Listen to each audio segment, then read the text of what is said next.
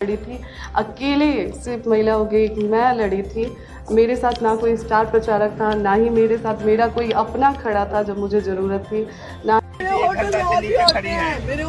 एक भी महिला पुलिस नहीं।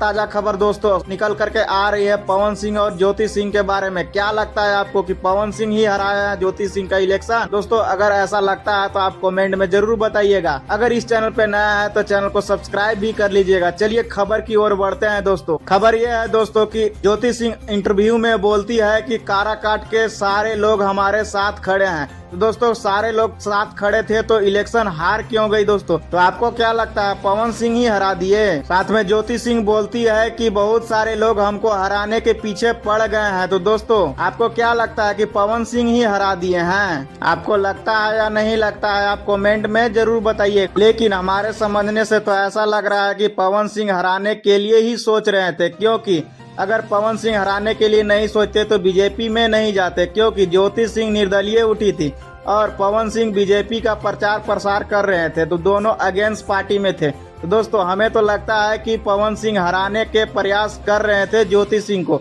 आपको क्या लगता है आप लोग कमेंट में जरूर बताइएगा।